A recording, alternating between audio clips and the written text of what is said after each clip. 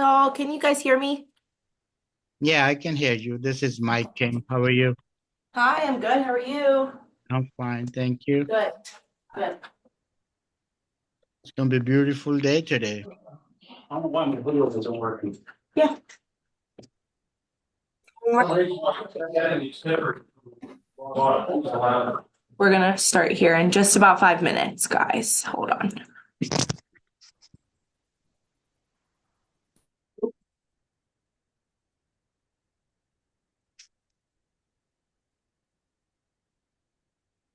I click on this. Okay.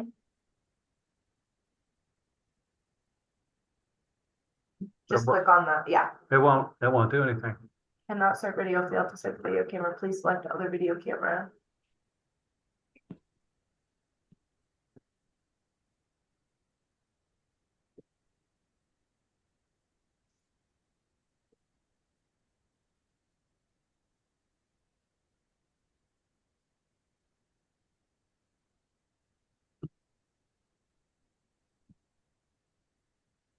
Hmm. Cam's plugged in. That's turned on. It should be. I never messed with it.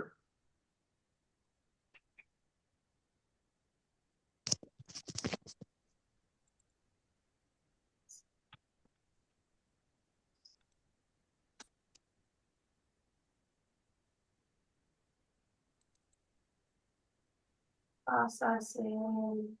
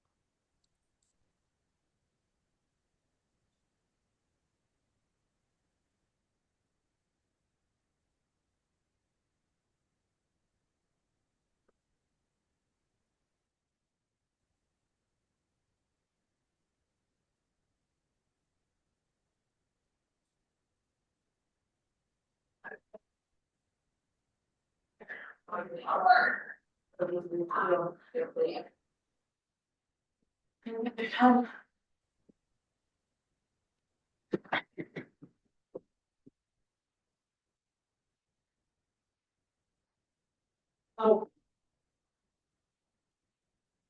Hi, guys. Hello. How is Hello. everybody? Morning. Good morning. Good morning. Morning, Jackie. Okay. Yeah. Changed up before. Yeah, that's annoying. Of course, just your average technical difficulties. I'm actually just gonna plug this in. Just yes. I don't know. Kim said that she wanted to come in here, but I don't know if she.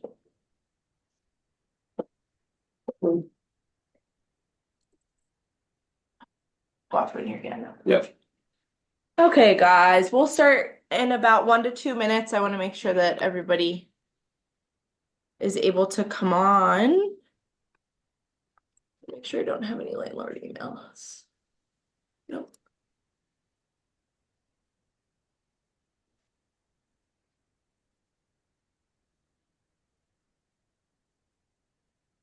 All right. About 2 minutes, we'll start.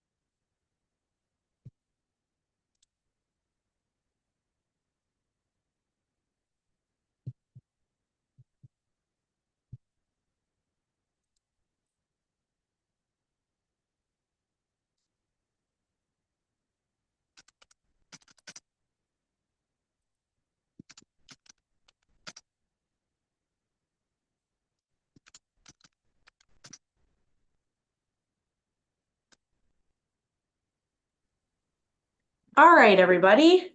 Good morning. Happy Good morning. Landlord Workshop Day. Hope everybody's doing well. So this is a fun-filled workshop today for sure. We're going to be going over 3 different things. Hopefully if Mike can get himself together. The first topic will be a little bit of an inspection update for you guys. Mike will be touching on that.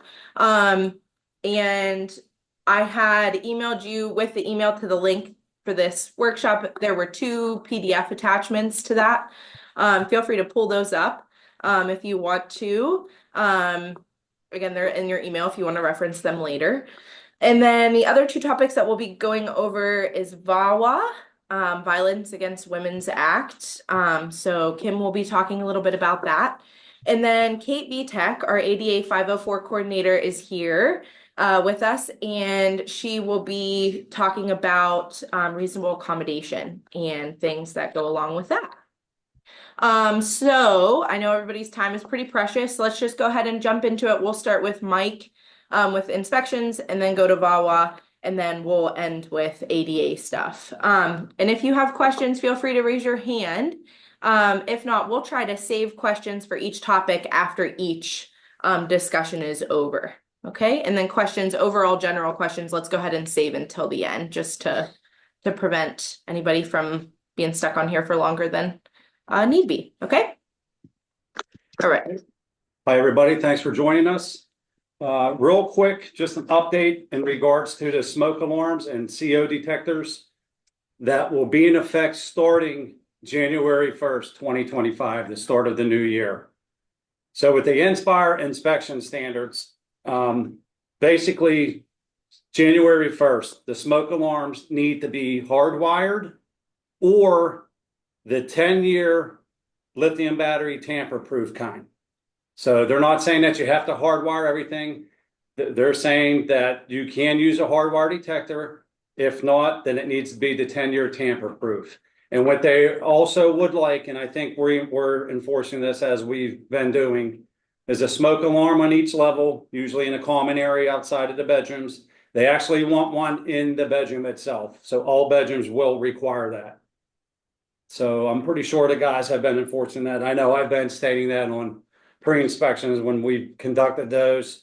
And then in regards to anything with the smoke, or I'm sorry, the carbon monoxide detector, those really haven't changed, or that style hasn't changed. You can still supply the kind that you have been supplying. It's just basically near the heat source.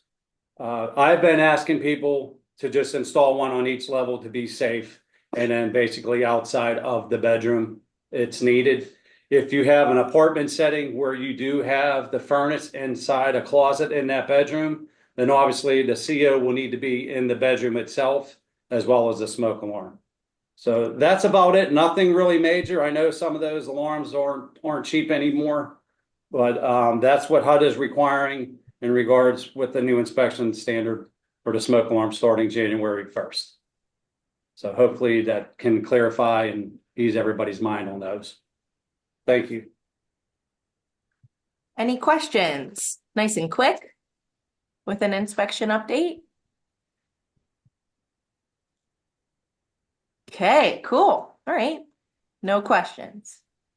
I love it. Oh. Marcia, yeah, do you have a question? No question, just glad to be here. Okay.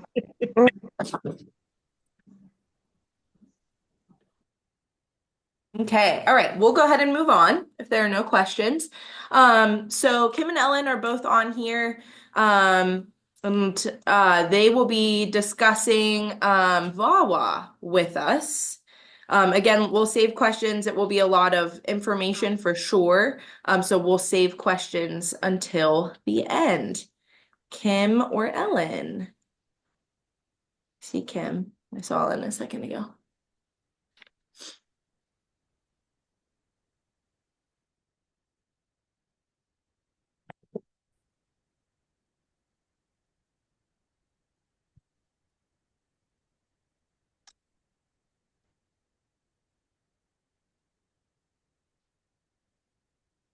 I'm sorry, were you waiting for Kim to start with the VAWA? I ran into the same situation. Right. Here she is. Actually, I'm gonna run into my office because I Not can't. here. My speaker nor my camera. Yes. So VAWA, one of our acronyms that we love to use in government. VAWA is Violence Against Women Act. It was put into place way back in one of the Obama administrations. And we are required as a government agency, if someone reports domestic violence, and they are asking to move, we have to give it to them. We are not permitted to tell you. We do tell the tenant, please let your landlord know. And I think a lot of people have been told, a lot of landlords. But if it's something, even if it's in the middle of a lease, we are pretty much obligated to give a voucher to someone who wants to move. If it sounds fishy, we do investigate further. But on the face of it, we would have to give them the voucher to move. Anyone have any questions? Okay, that was easy. I have a question. Yeah. Is there a time frame that this happens from when you guys are notified to when they move out?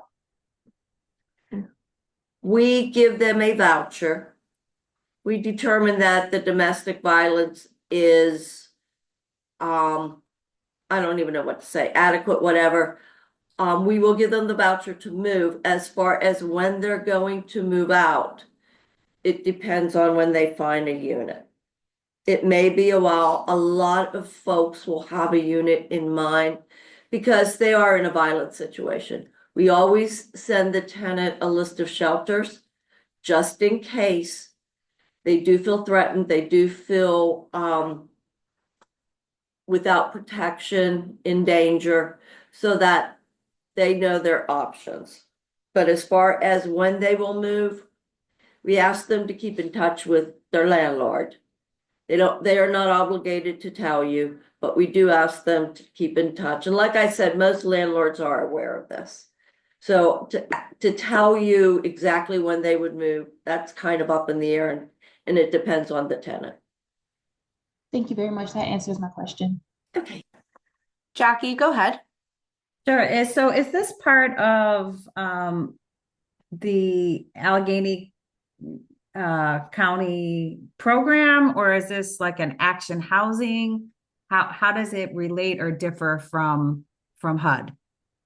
It is a federal mandate. Like I said, it came out of one of the Obama administrations. They strengthen it, and every year or so, they strengthen the terms of it. A tenant does not need to give us a protection from abuse order. They can certify, and every housing authority in the country is required to do this. Got it. Thank you. Any other questions?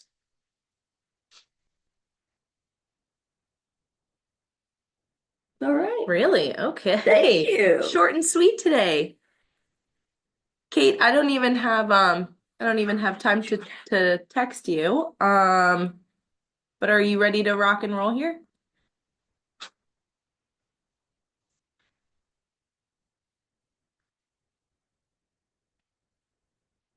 You there? I see you're off mute. I just can't hear you.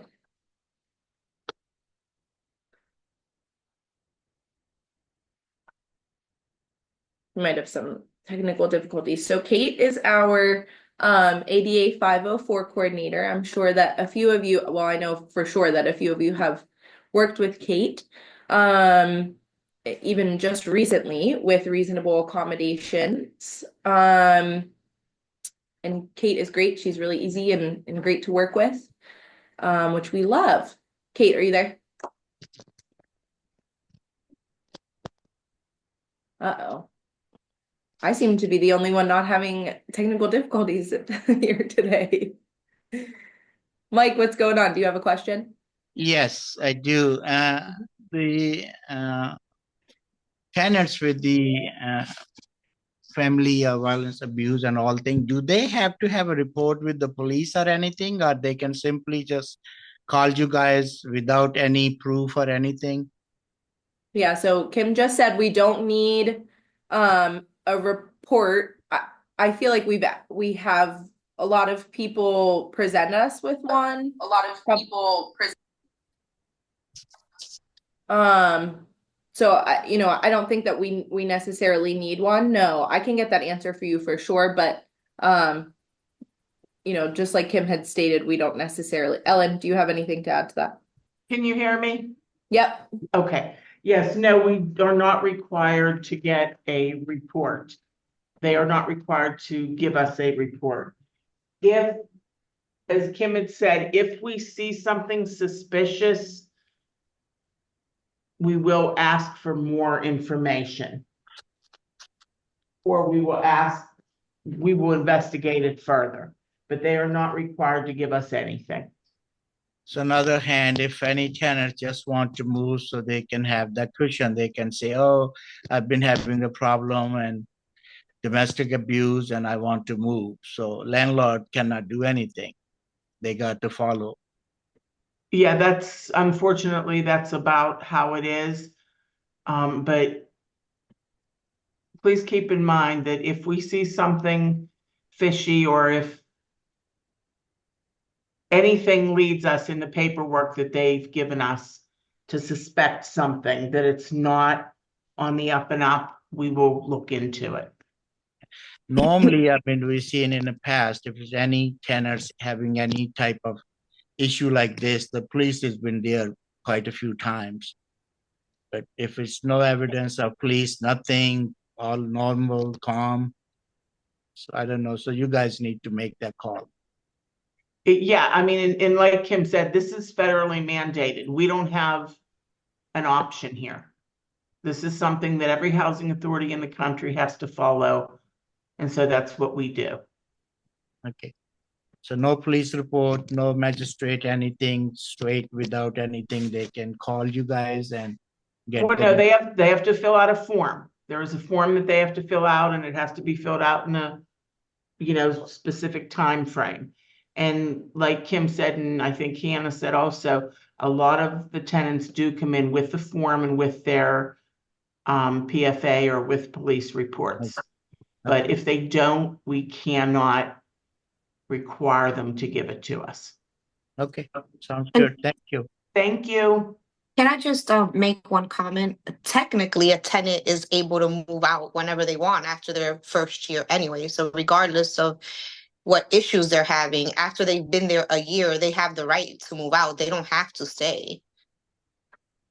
Correct? Even if they sign another lease for one more year? Yeah, Some that would leases be are month that to would be the month, some difference. leases are year to year. So that it's based on the lease.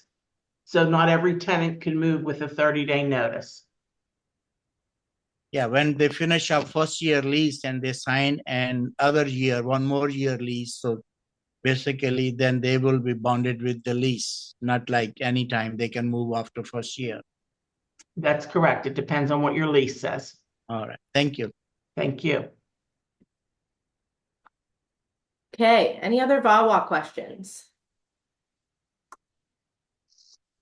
Good. Okay, so I think Kate fixed her mic issue. She won't be on camera. I'm gonna answer that question. Here, can you hear me? Yeah, I can hear you. Yep. All right, Kate, Okay, go ahead. great. Floor is yours. Okay. Hi everyone. So yes, my name is Kate Vitek. I'm the ADA 504 coordinator for the Housing Authority. The main piece of what I work on for both our public housing and Section 8 program are reasonable accommodations. Reasonable accommodations are changes, modifications in our rules, policies, services, anything that's necessary to allow our participants or applicants an equal opportunity to participate in our programs. due to a disability. Because we're a federally funded housing provider, we fall under the Americans with Disabilities Act, the Fair Housing Act, and the Section 504 Rehabilitation Act of 1973. So under all of that, we must provide these reasonable accommodations. For the Section 8 program, the most common ones I would say were the higher utility allowances. So if a participant uses medical equipment that uses a higher than standard electricity usage, maybe oxygen concentrators, those sorts of things, we may be able to grant them a higher utility allowance. Larger vouchers, that could be, again, for medical equipment, storage, supplies. Perhaps a participant has minor children that would be sharing a bedroom under our occupancy guidelines, and due to a disability or health condition, one of those children needs their own bedroom. Live-in aid, where someone requires someone to reside with them to provide disability-related care. With that, we would provide them with an extra bedroom. Now, home health aides, caregivers that are coming and going do not qualify for live-in aids, so we do not grant extra bedrooms for that.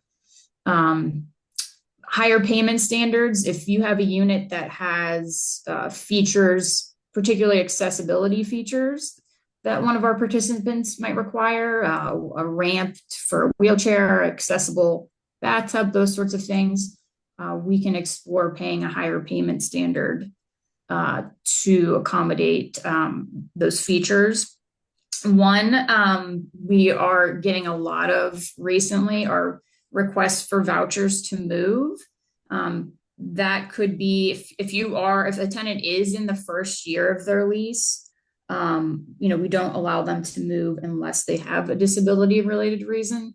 So for instance, if they've had a medical change or something that, maybe your unit has, they have a unit on the third floor and they can no longer walk steps. We would allow them to, we would break the contract to allow them to move to a unit that better meets their needs.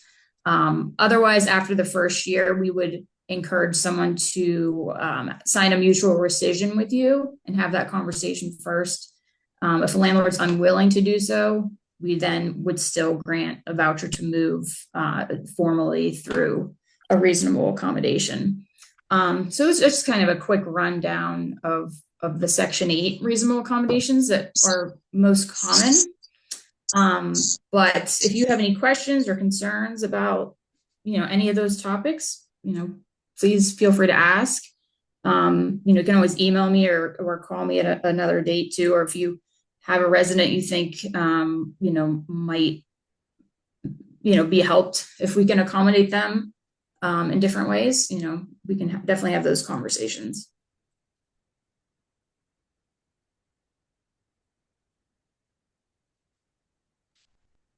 Thanks, Kate. Are there any questions? I have a question. Mm-hmm. So Michelle? let's assume that I have a tenant and God forbid something happened, they got in an accident and now they're in a wheelchair. Do I legally have to make accommodations for them? Or if I'm not willing, let's say, to put in a ramp or widen the doors, you guys would give them a moving voucher? Like, how would that work? Right. We would give them if your unit is, I can't give you advice on what, you need to do in your unit, but sometimes it's just not possible. So yeah, we would grant them a voucher to move, to let them find a unit that would, accommodate them.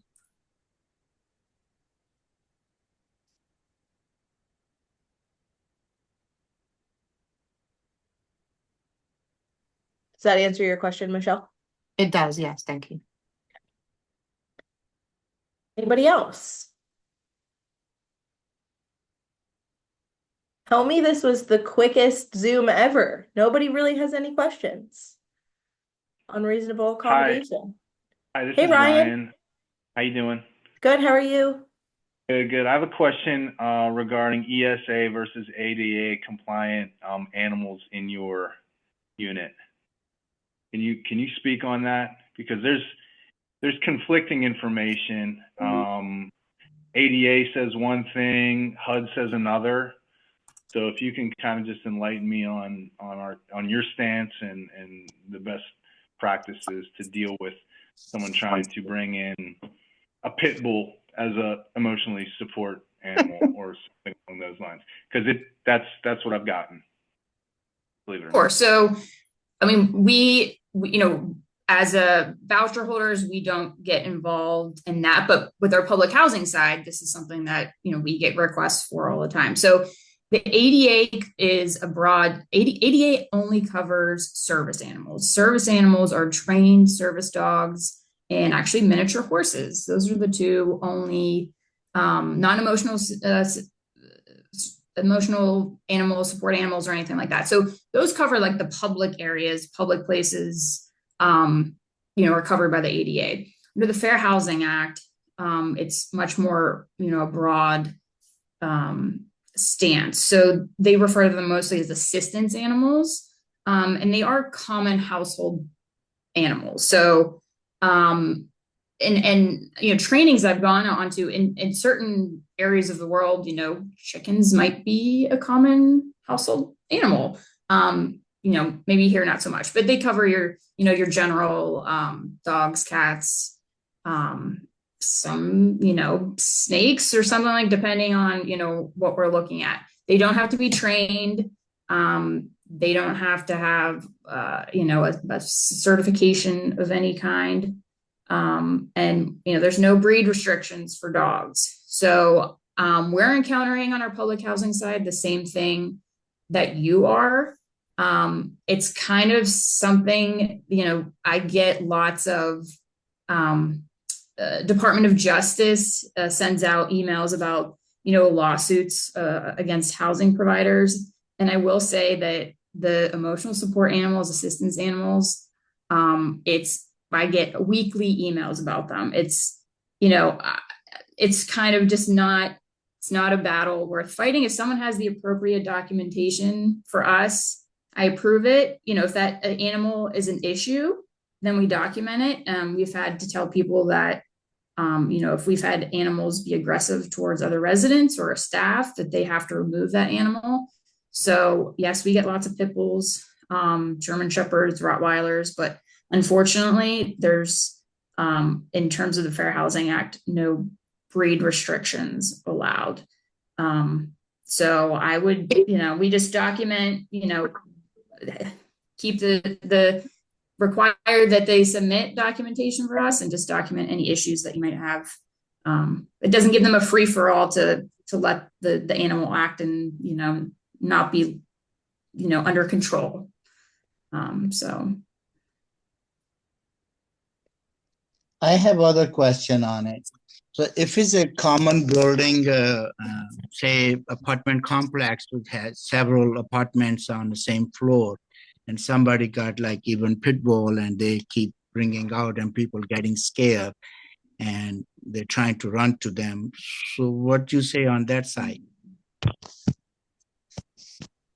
It's the same thing. I mean, we have an assistance animal policy. If you have a lot of units, I'd recommend maybe having one for yourself. And the dog has to, if it's a dog, it has to be under control of at all times, just as you would a pet. So they just have to follow the same rules. Again, it's not a free for all. Now, just because someone's scared of a particular pet doesn't mean that the person that has that animal can't have it. Unfortunately, that's the animal that they utilize for their needs. But we just keep track of any issues, like I said. We had one case and one tenant does have that dog, and the other tenant's neighbor has a dog also, but the other neighbor's dogs always try to run to the people. We was in a court and magistrate comment was, if that dog is going to run to me like this, I'm going to shoot it. So that was like very, very difficult situation.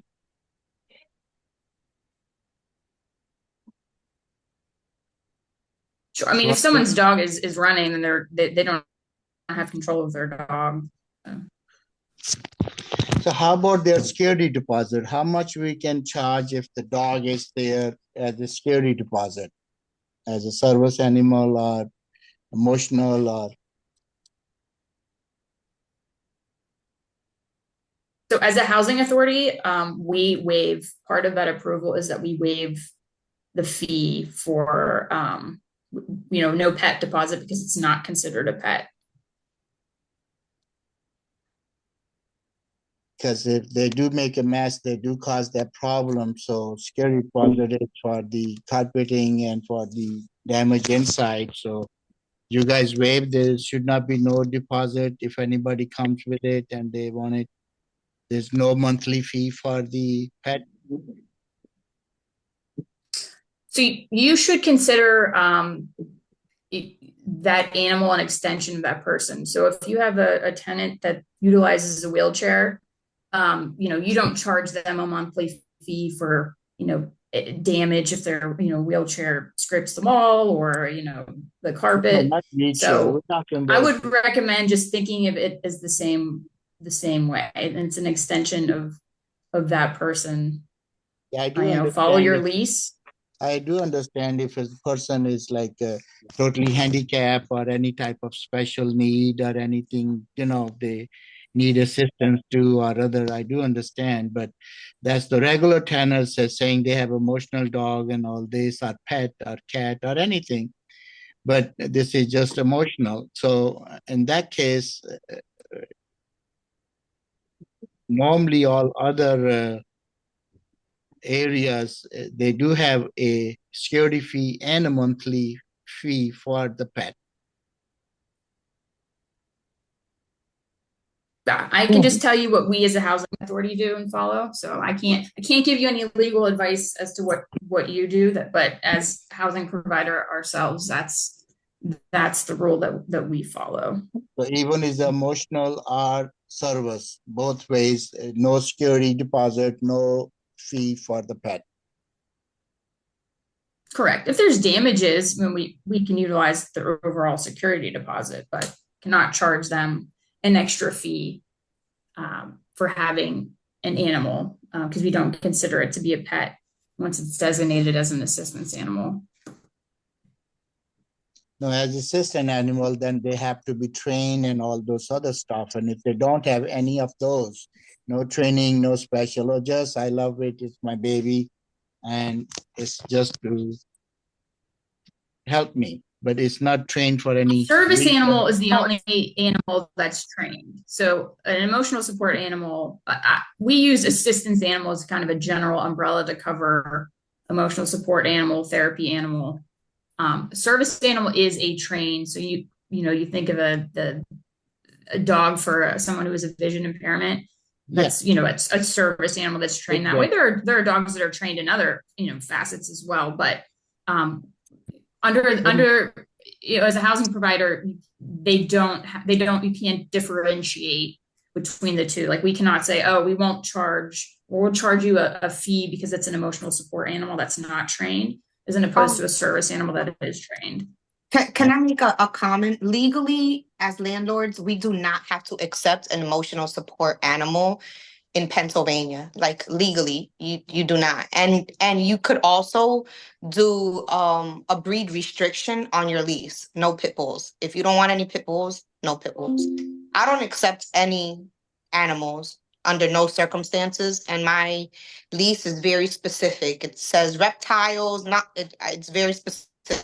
No animals at all. Box, okay, with a cover plate for GFI. Okay, no matter what color. Sorry, go ahead, Michelle. I just wanted to make that comment.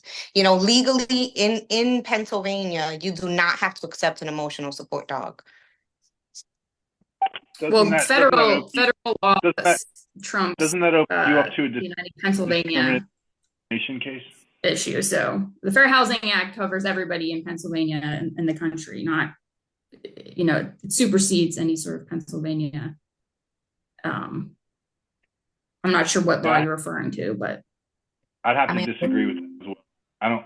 I mean, if FHA supersedes Pennsylvania state law, and it would open you up to a disability lawsuit because you're restricting housing based on a mental, for instance, a mental disability. If somebody needs an emotional support animal, so I'd watch that if I were you. Right. And like I mentioned, I get these weekly emails from the Department of Justice. These lawsuits are real. We can have a tenant contact their local fair housing organization, and you can find yourself in a lawsuit over an emotional support animal. Sorry, I joined this meeting a little bit late. I was wondering, in terms of pet policy, can we require tenants to have a pet insurance? Well, I'm not talking about pets. So, for assistance animals that we approve, they still have to have their vaccinations and, that sort of thing. But if they don't have anything, then what the policy on those? I mean, that's part of the approval for us that we require. So as a landlord, if they're saying they had emotional, so they have to have the insurance and vaccination and all those records. And if they do not provide any of those, then we do not have to accept it. Well, that's your decision. I mean, that's, like I said, we require within 10 days that they provide us with that information. And if they don't, and we have a policy that we also have our tenants sign for public housing. So, if you wanted to have, rules and, for an assistance animal policy, you could do that and have them sign it as, as an agreement that they'll, take care of their animal, clean up after their animal, those sorts of, reasonable things that you would expect, even same if someone had a pet. so if they don't clean up after when they take out morning, evening, or any time, and they just being not taken care of, so in that case, we can take action and terminate their lease and let them go? Again, I'm not going to speak to terminating leases. What we do is send them a notice, a warning that they have to clean up after the animal, abide by the policy that they signed. And then, after, 3 warnings, then we might send them a notice that they're going to have to rectify the situation, or they're not permitted to have that animal anymore. Okay, so if they violate and don't clean and make mess and all violation, all this, and a lot of complaints from other tenants, so after verbal warning, written warning, if they still continue, so then you guys can take real action. Right. And we have done that, but we have a policy, and that's, on our side, if you're encountering a lot of these, then I would recommend creating an assistance animal policy. So that way, just like, something that you have your lease to fall back on, and it's clear what the expectations are. Okay, thank you.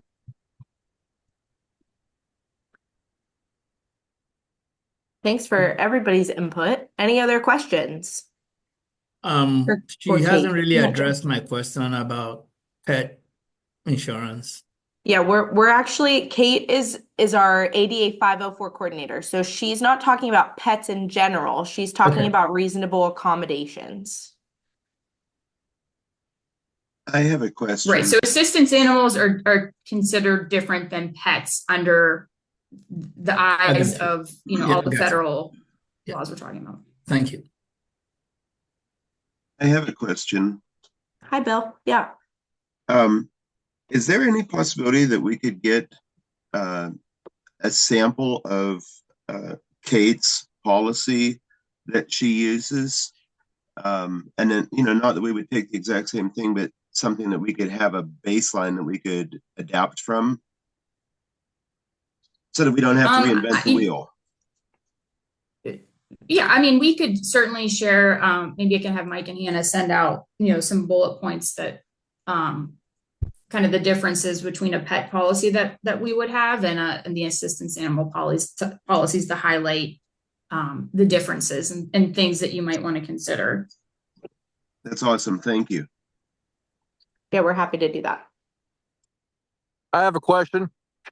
Sure, Bob, go ahead.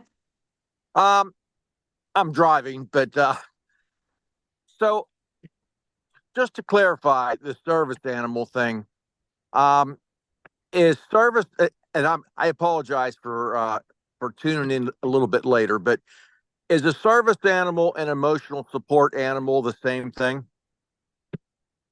Yeah, so the ADA is the Americans with Disabilities Act, which only recognizes service animals. Those are the trained animals. They are actually trained to serve a purpose. Whereas an emotional support animal, therapy animal, they do not have to have a formal training. They're providing emotional support. They're not necessarily doing a trained job. Like I had mentioned, someone with a vision impairment is usually what you think of with someone with a service dog. Okay. Are both of those protected by the fair housing laws? Yes. Emotional support and also a animal that provides a service. Correct. So that's we call them assistance animal to kind of group, all of those things.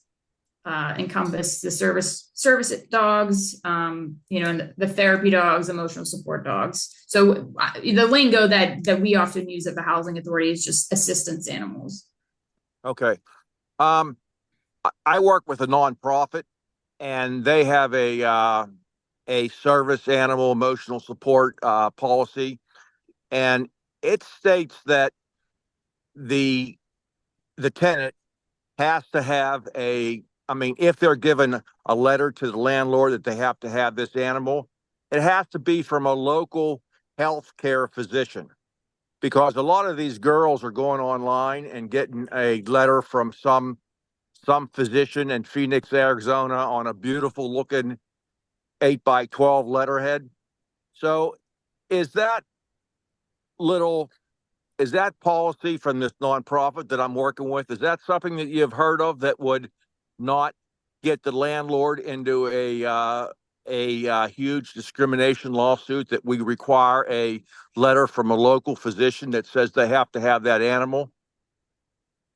So that's a good point. I have encountered those. I would say the caveat being with COVID, I would say virtual appointments have become very common for, people's mental health providers. Now, there are letter mills for sure. You pay $180 and, fill out what they call an emotional profile. I would say that's kind of a warning, a red flag that they're not their provider, that they've just paid this money. And I mean, unfortunately, I've spoken to tenants and, they've wasted their money. They're not being treated. So I would, you could ask for information from a treating provider, and not, you do want to, walk a fine line, but there's, a certain person in particular out of Florida that I saw a lot from, and it was just simply, reviewing an emotional profile is different than actually treating somebody, or providing them with, therapy. So I don't know that I would say local, but, someone who's actually treating or seeing them as a patient. Right. And is there a limit on the species of animal that is considered emotional support or service animal? I mean, it's just not a dog, right? It could be anything. It could be a dog, it could be a cat, a bird, a turtle, How about a snake? a lizard. It could be a snake. I would say as long as it's got appropriate, a tank. I know this sounds kind of funny, and don't shoot the messenger, but one of the landlords mentioned to me one time a small horse. Could that be an emotional support animal? I'm sorry, what did you just say? A small what? A Horse? small horse. A horse. You know, Oh yeah, a miniature horse. The ADA recognizes miniature horses and service dogs. so they could have a miniature horse in your apartment then. I would say it's very unlikely, but I have never encountered a miniature horse Okay. around here. Okay. But I know it sounds crazy, but it just, I mean, this fair housing thing, I can see the reason for, given, emotional support and special needs and et cetera, but, to tie the landlord's hands and not be able to charge some kind of a service fee, because let's face it, these are animals. And even though they provide a service, they do animal things. And animal things may be doing some doo-doo on your rug because they're nervous or whatever. It's just it's a huge burden on landlords to have to maintain all that. right. I mean, that's why I think it's important to think of it as an extension of that person. So, if they're using a wheelchair, it's the same thing. Like you might encounter, wear and tear, and that's why you have a regular security deposit. Okay, let me ask you. Now, I do know you're not allowed to charge a extra security deposit for the animal because they're exempt from that. But if a landlord, let's say your rent's $1,000 a month for a, whatever kind of an apartment you have, say it's $1,000 a month, and normally I would collect $1,000 in security. So if I change my overall policy and I'm now going to charge across the board a $2,000 security deposit, can that be challenged or anything? Because I mean, I'm technically going to do it because of the service animal thing, but I'm not going to say that I'm just going to charge a double security for everybody across the board. I mean, if you are standard with what you're doing, I don't think you'd encounter issues. If you are found, I mean, the same thing, we're talking kind of a small issue here, but if you're charging extra for someone who has kids, those are the kind of things that get you in trouble. I gotcha. So, I would, just based upon all the rules and regulations, just be standard and, you'll find yourself in compliance. Okay, thank you. All right. Any other questions for Kate? Kate, we appreciate you being on to answer these questions. Super grateful for you. Anybody else? Good. Okay. So Kate, thanks again. Obviously we are getting to the end of the year, right? And the question that you all have are about the FMRs. So, we don't have them. And however, when we do get them, we promise that just like how incessant and annoying my emails are already, I will be doubling that and blowing you up with the utility charts and the fair market rents. Okay, so I promise as soon as HUD gives us the green light, you will also receive them as well. Okay, just want to make sure that that's communicated. Mike, do you have anything else to add? That's all I can think of at the moment. No, I was going to mention that myself. We'll share them on all our platforms we have. There's also, as you said, through the email blast to everybody. Yep. Okay.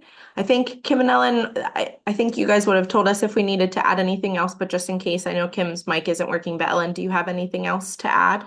If not, that's okay. Just want to make sure. No, I don't think so. Okay. Okay. We did get, let me add one thing. I apologize. We did That's get okay. the utility charts. So we do have the new utility charts, but we still don't have the FMRs. So we can share those at some point. Okay. Okay. Yeah, that'll be, we'll send those out today. I'll formulate that email. Here we'll say, after lunch, everybody will get those. So at least you've got those. That's good news for everybody, right? We love to start a day at 10:45 with a little bit of good news. Any other questions that anybody else can think of before we sign off? No? Good. Okay. All right. It was good to see everybody. Thanks for logging on. We really appreciate Kate being here. And we will be in touch about next month's Landlord Workshop. Thanks again. Thanks, everyone. Have a good one.